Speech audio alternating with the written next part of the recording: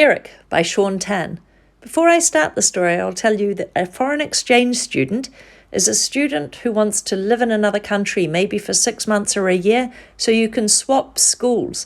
So when I was a teenager, a Japanese girl came to live in our house with us, and she was called a foreign exchange student, and she was just curious about New Zealand. Some years ago, we had a foreign exchange student come to live with us. We found it very difficult to pronounce his name correctly, but he didn't mind. He just told him to call him Eric. We'd repainted the spare room, brought new rugs and furniture, and generally made sure everything would be comfortable for him. So I can't say why it was that Eric chose to sleep and study most of the time in the kitchen pantry. Must be a cultural thing, said Mum, as long as he's happy. We started storing food and kitchen things in other cupboards, so we wouldn't disturb him. But sometimes I wondered if Eric was really happy. He was so polite that I'm sure he would not have told us if something bothered him. A few times I saw him through the pantry door gap, studying with silent intensity, and imagine what it might be like for him to be here in our country. Secretly, I'd been looking forward to having foreign visitors.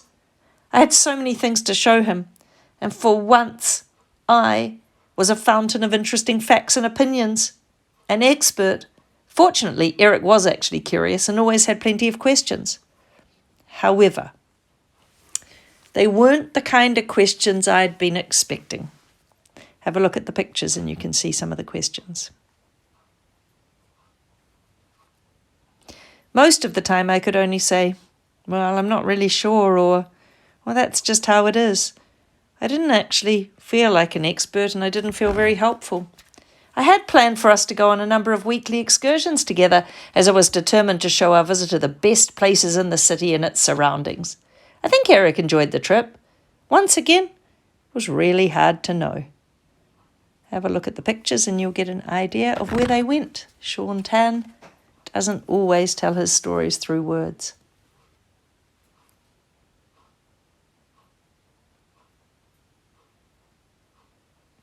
Most of the time, Eric seemed more interested in the small things he discovered on the ground. I might have found this a little exasperating, but I kept thinking about what Mum had said, about the cultural thing, and then I didn't mind so much. Nevertheless, none of us could help but be bewildered by the way Eric left our home.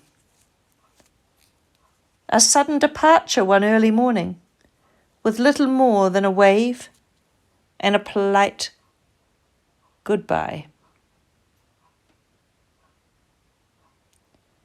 It actually took us a while to realize he wasn't actually coming back.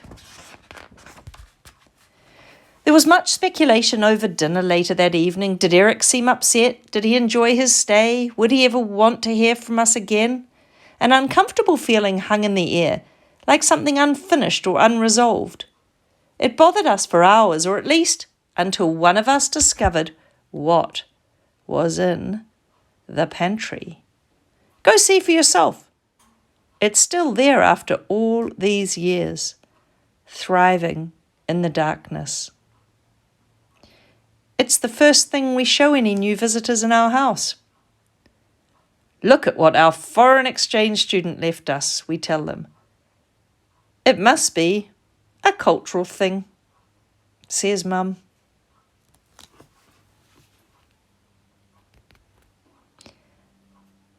I just wonder what Shaun Tan is telling us about differences and how we make assumptions as to what people want and what people need. I don't know. This has made me think, but I'm not sure what I'm thinking.